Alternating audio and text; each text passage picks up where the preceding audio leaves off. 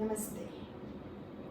MMBG group की तरफ से योगा ट्रेनर अलका सांखला आप सबका सहर्ष स्वागत करती हैं। आशा ही नहीं विश्वास है आप सब लोग स्वाध्याय करते होंगे। तो आज कुछ नई बातें सीखने के लिए हम पहले वाले कुछ प्रकार छोड़ भी देंगे और जो है वो भी थोड़े जल्दी जल्दी करेंगे। तो तैयार प्रार्थना के लिए और गुरु वंदना के लिए। ओम अरहम वंदे गुरुवरम।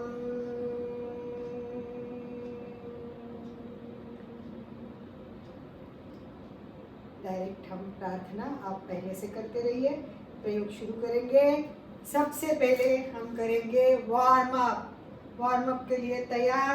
सभी जल्दी जल्दी करके आज नए प्रयोग काफ़ी देखने हैं, इसलिए हाथ ऊपर जल्दी। 1 2 3 4 5 1 2 3 4 5 1 2 3 4 5।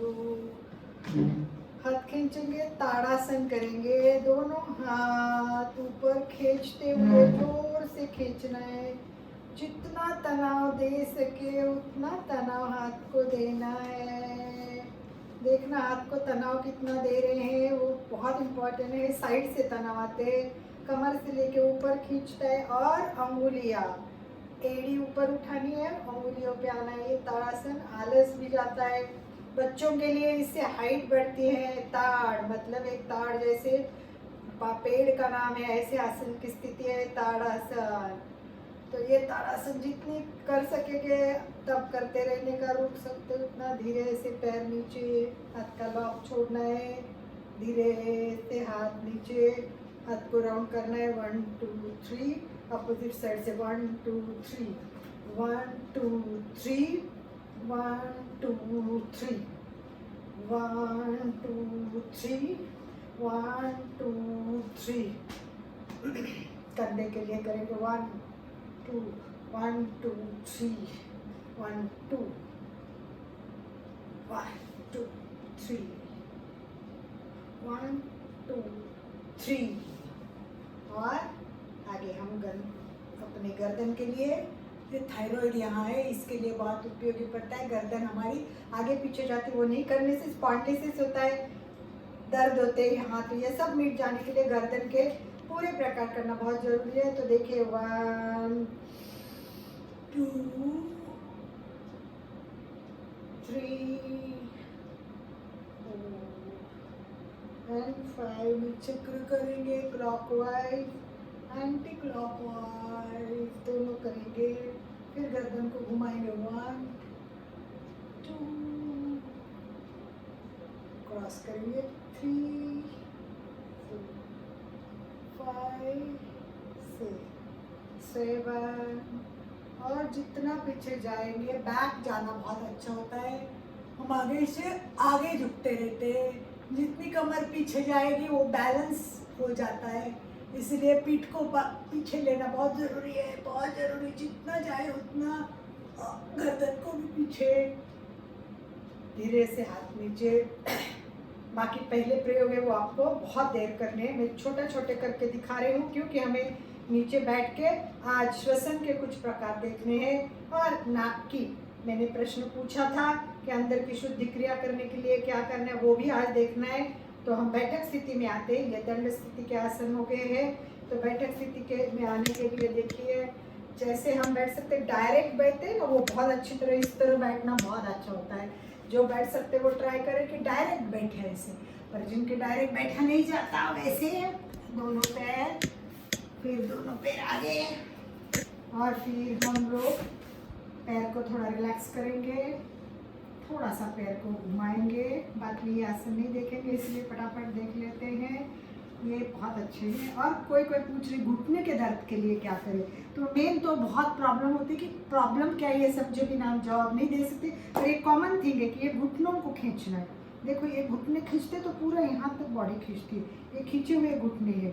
तो ये 1 2 3 4 5 6 7 8 9 बस ऐसे खींचना है। और ऐसे खींच के भी 1 2 3 4 5 6 7 8 9 10 ये भी रखना। इससे घुटनों का दर्द कम होता है। ये बैठक स्थिति में करते हैं, सोते तब करते हैं, खड़े रहते तभी कर सकते हैं, और इससे घुटने के दर्द बहुत कम हो सकते हैं। तो इसका प्रयोग जरूर करें।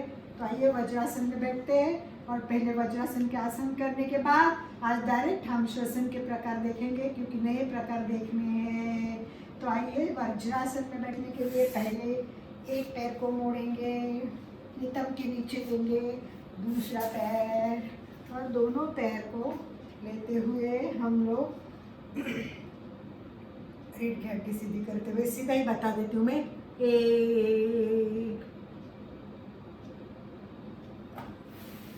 2 3। गर्दन जितनी पीछे कर सके उतना पूरा यहाँ क्रॉस करवा देना है। ये कमर के लिए, पेट के लिए बहुत अच्छा होता है। 4, और बाद में दोनों हाथ पर पूरी बॉडी छोड़ देनी है, पूरी बॉडी छोड़ देनी है।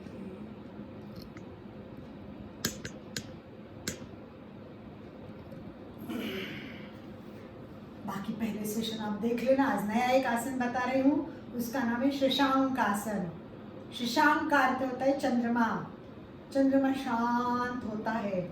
तो इस आसन का मुख्य जो लाभ होता है या उद्देश्य है वो एकदम शांत होने के लिए। इसका मतलब इससे क्रोध कम होता है।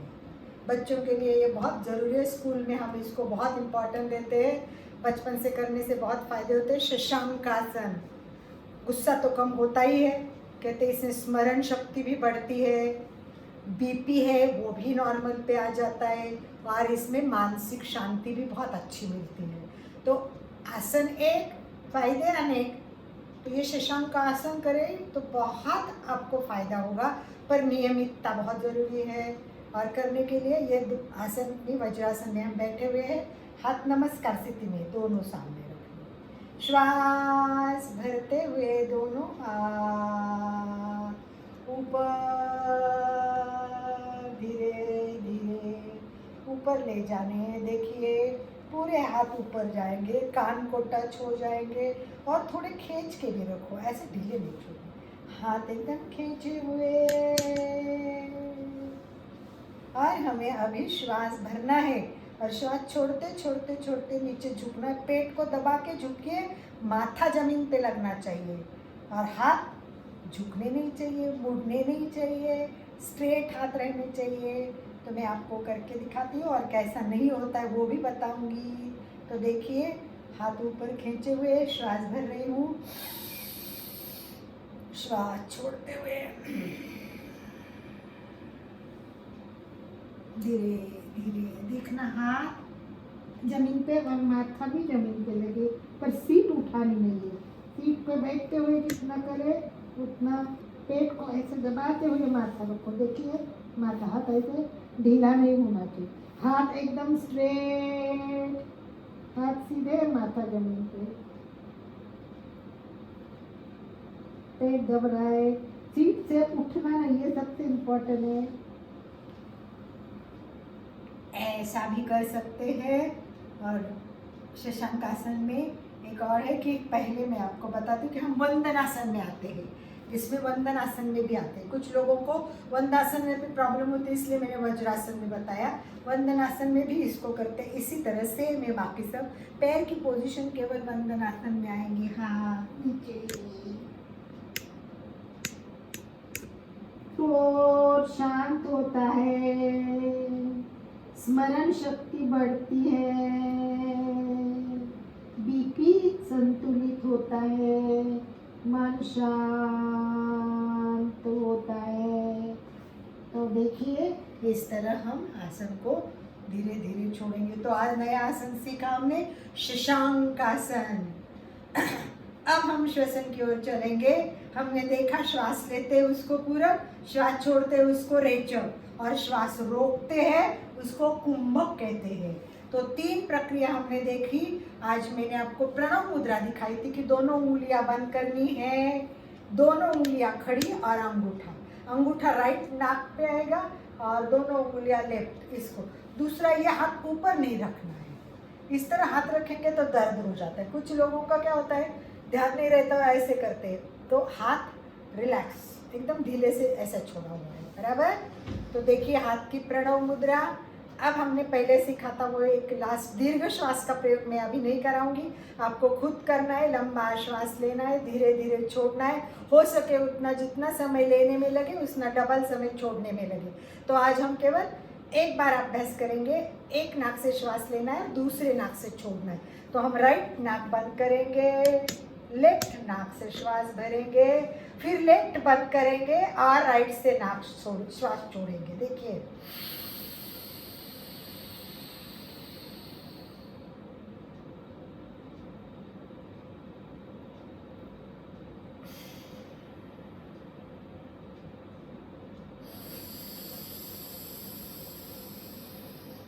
राइट बंद, लेफ्ट से छोड़ना है, फिर लेफ्ट से पूरा भरना है।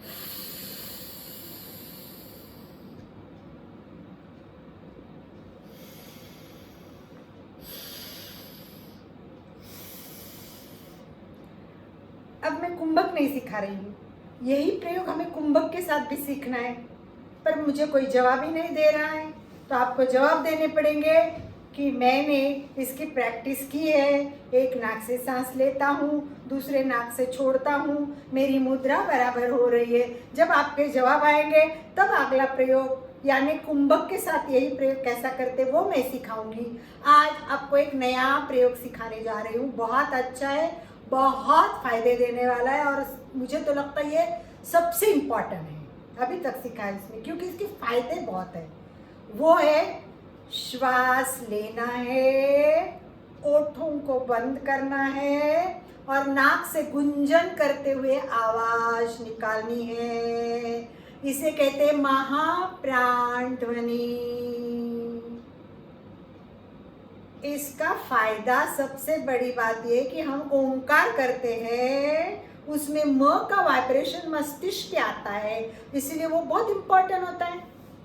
इसी में केवल म पे जैसा ही मस्तिष्क पे पूरे वाइब्रेशन आने वाले हैं, तो आप हाथ रख के भी वाइब्रेशन का अनुभव कर सकते हैं। इसे अलग अलग जगह किया जाता है, तो कभी इसको भ्रामरी भी कहते हैं, कुछ लोग इसको भ्रामरी भी कहते हैं। भ्रामरी का अर्थ क्या है आपको पता है? भ्रमर। भ्रमर एक फूल होता है, सुंदर सा फूल होता है और फूल के चारों तरफ से भ्रमर घूमता है, ऐसा घूमता है तब एक गुंजन की आवाज आती है और वो जो गुंजन है उसे बोलते भ्रामरी। तो यही भ्रामरी हम कर रहे हैं, पर इसे हमारे परीक्षा ध्यान में जो नाम दिया है वो है महाप्राण ध्वनि। तो इसमें लंबी श्वास लेनी है, ओठ बंद करनी है और नाक से गुंजन करते हुए आवाज करनी है।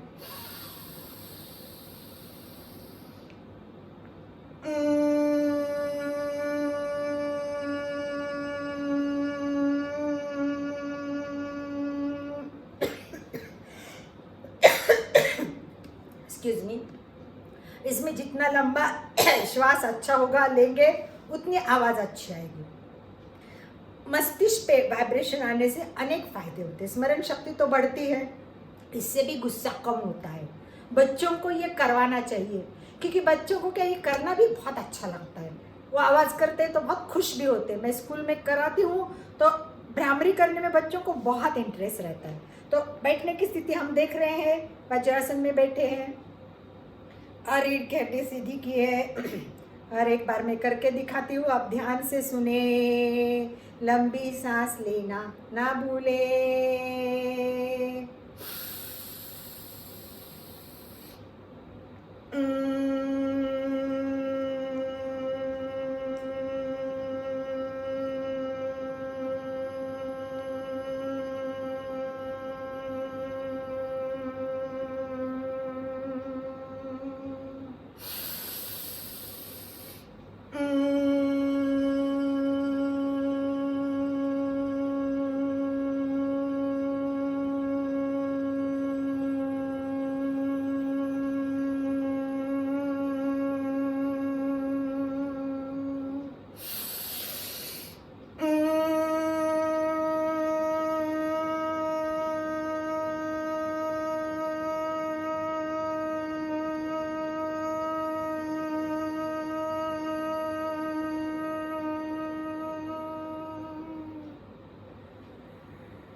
आंखें कोमलता से बंद करके, चेहरा शांत और स्माइली रख के पूरा ध्यान मस्तिष्क पर दे के इस प्रयोग को करना है। यह वाइब्रेशन आपको अनुभव होंगे, तो ये पूरे सर्कुलेशंस को काम करते हैं। तो आपको ये प्रयोग करके देखना है और बताना है कि आपको कैसा लगा। तो ये ब्राह्मणी कहने वाले लोग भी कुछ है, अलग अलग योग संस्थाएं होती है, अलग अलग पद्धतियाँ होती है।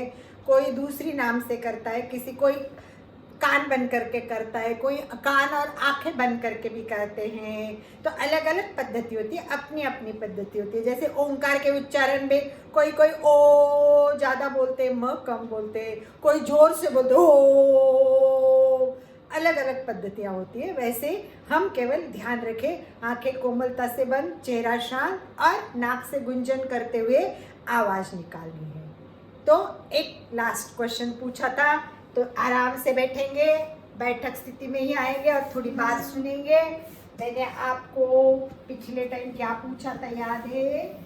नाक की सफाई बहुत ज़रूरी है, और नाक की सफाई कैसी करनी है कुछ कुछ लोगों ने दिया था। बहुत अच्छा, जो जवाब देते मुझे बहुत अच्छा लगता है। देखो, सिखाने में मज़ा तब आएगा जब आप कम्युनिकेशन करेंगे। आपका जवाब ही नहीं होगा तो मैं अकेले सिखाऊंगी तो उसका मज़ा नहीं आता है। हमारे में एक संवाद हो। मैं कभी भी अपने आप को टीचर नहीं मानती हूँ, मानती हूँ कि हमारे साथ एक दूसरे का आपसी संबंध हो। तो मुझे आशा है कि इस बार आप ब्राह्मणी या हमने जो सिखाया वो महाप्राण ध्वनि आप करते थे, आपने सुना था, ये बताएंगे और कैसा लगा ये भी बताएंगे। तो अब हम करेंगे कि सफाई कैसे करनी है। देखो, हम श्वास लेते हैं, अन्न खाते हैं, तो क्या होता है, यहाँ दो नलियां हैं, एक श्वास नली है और अन्न नली है। परंतु कचरा तो जाता ही रहता है। अन्न खाते हैं तो गलत चीजें खाते ही है, जैसे मैदा, घी बहुत ज्यादा खाते हैं तो अन्न नलिका में भी साइड में वो कचरा जैसे चिपक जाते हैं। वैसे श्वास की नलिका भी गंदी होती है, तो इनको सफाई करने की प्रोसेस बहुत सुंदर योगा में दी हुई है, और वो इतनी अच्छी अच्छी स्टेप बाय स्टेप है। देखो, एक कांच की नली है आपके सामने और आपको दिख रहा है कि कांच की नली में कचरा है और आपको साफ करनी है। नली दोनों साइड से खुली है, तो आप पहले क्या करेंगे, नली को लेंगे और जोर से फूंकेंगे और देखेंगे, फिर देखेंगे अरे थोड़ा तो कचरा रह गया। फिर क्या करेंगे, एक धागा या तार ऐसे नली में अंदर अंदर अंदर डालेंगे, ऊपर नीचे करेंगे, घसेंगे और फिर देखेंगे ऐसे नली में जाएंगे, फिर देखेंगे अरे कचरा तो रह गया। फिर आप क्या करेंगे, चलो धो लेते हैं और फिर उसमें पानी डालते हैं, और पानी डालने से वो नली क्लीन होती है। ऐसे ही योगा में पहली शुद्धि क्रिया है, वो उसे कहते हैं तीव्र श्वास। जोर जोर से सांस लेना है, और जोर जोर से सांस लेने से अपना जो कचरा अटका है वो सब निकल जाएगा, और इसका फायदा बहुत है।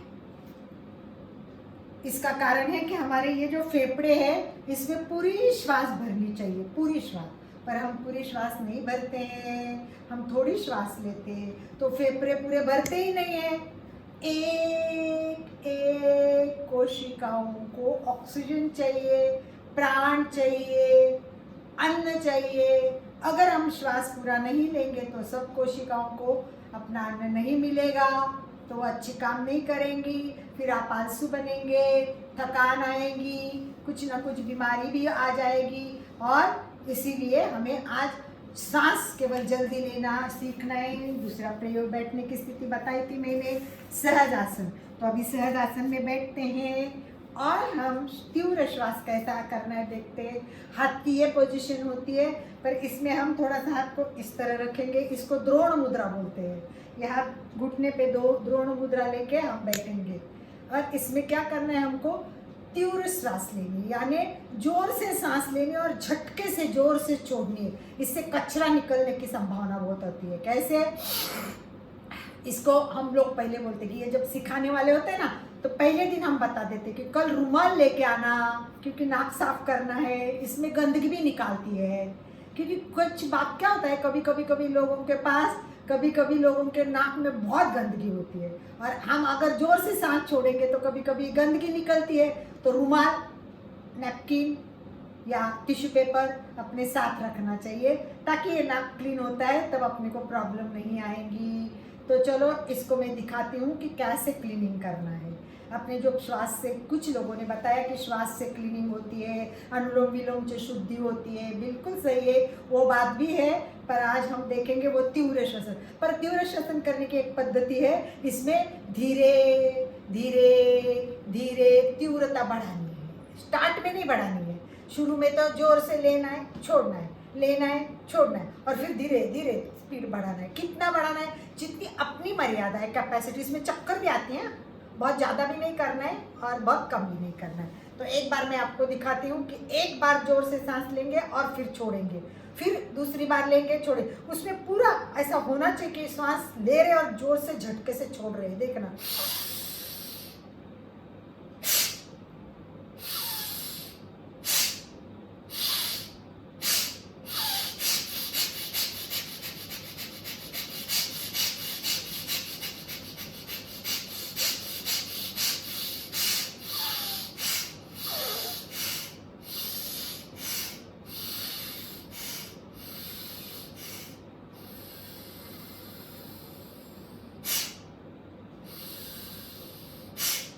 इसको ऐसे भी बताते, ट्रेन शुरू होते है तब ऐसे धीरे शुरू होते है, वैसे सांस लेना है, वो जोर जोर जोर जोर जोर जोर जोर जोर जोर जोर स्पीडी लेना है। तो देखना है इसमें बॉडी का हलन चलन नहीं होनी चाहिए, केवल श्वसन के बीच में क्या हलन चलन होती है। तो पूरे बॉडी को ऐसे ऊपर नीचे नहीं करना है, जैसे ऐसे नहीं करना है, कंधों को भी नहीं हिलाना है, ये जगह पे रहेंगे। थोड़ा प्रेस दोगे तो चलेगा, पेट का भाग पूरा रहेगा, तो श्वसन की क्रिया यहाँ से चलेंगी। एक बार और करके दिखाती हूँ, ध्यान से देना। पहले जोर से 1 2 1 2 1 2 1 2 1 2 1 2 1 2 1 2 1 2 1 2 1 2 1 2 1 2 ऐसे स्पीड होगा। और रुकते समय भी 1 2 1 2 1 2। ध्यान से देखिए।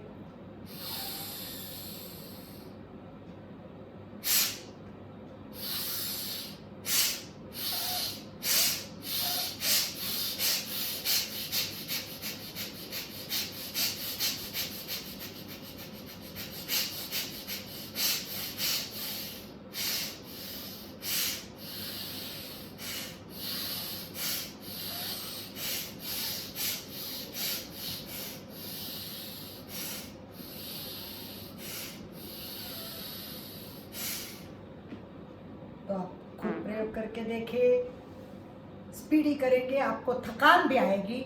तो 2-3 बार प्रयोग करना है, धीरे धीरे 5 बार करना है। एक एक नाक से भी करते हैं, एक एक स्टेप बाय स्टेप हम चलेंगे। आज हमने 2 नाक से देखा।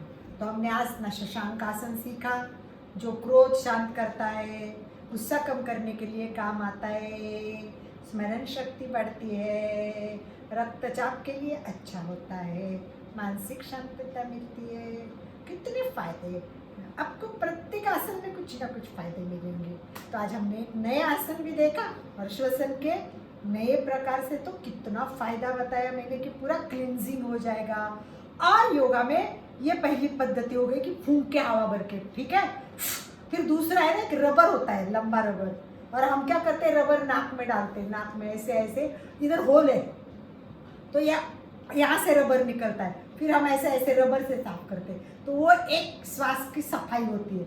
और आगे का प्रकार है शुद्धि क्रिया बोलते हैं। तो हम जल नेति करते हैं, जल नेति में पानी होता है, ऐसी एक नेति होती है, पात्र होता है, नेति पात्र, और उसमें नाक में डालने के लिए होता है, और ऐसे करते हैं ना तो इधर से पानी निकलता है। तो इस तरह 3 प्रकार के सफाई, श्वास से सफाई, रबर से सफाई और पानी से सफाई।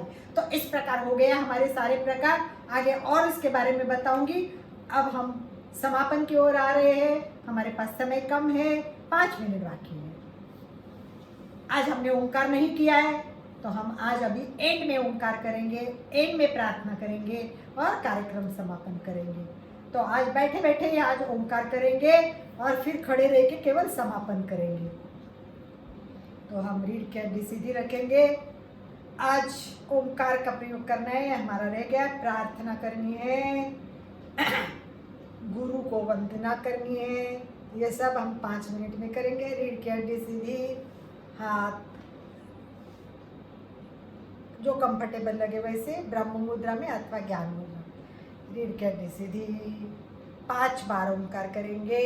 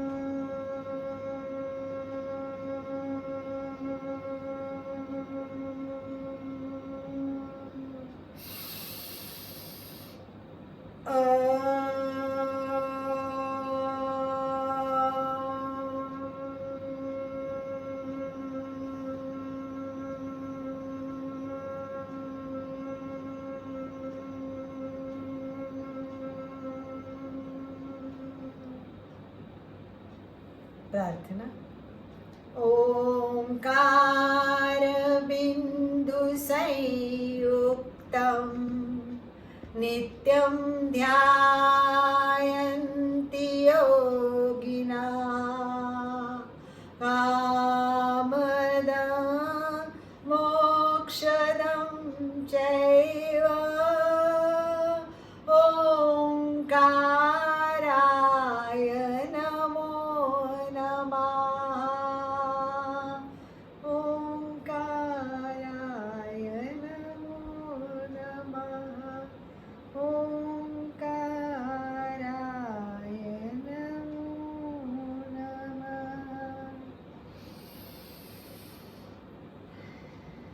हाथ नीचे, पैर सीधे, दंड स्थिति में आएंगे और हम गुरु को धन्यवाद, गुरु को कृतज्ञ करने के लिए तैयार हो जाएंगे।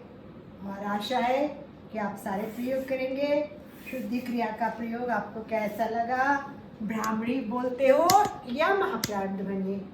सुना था पहले, किया था कभी पहले? यह सब बताना है। जितने ज़्यादा लोग रिस्पॉन्स देंगे उतना जल्दी जल्दी मैं क्लास करूँगी। मैं वीक में 1 दिन कर रही हूँ क्योंकि आप लोगों के रिस्पॉन्स ही नहीं आ रहे हैं। जब आप लोग जवाब देंगे तभी तो मैं आपको बहुत सारे बातें बताऊंगी। तो आइए हम हाथ जोड़ते और सबसे पहले करेंगे कृतज्ञोस्मि।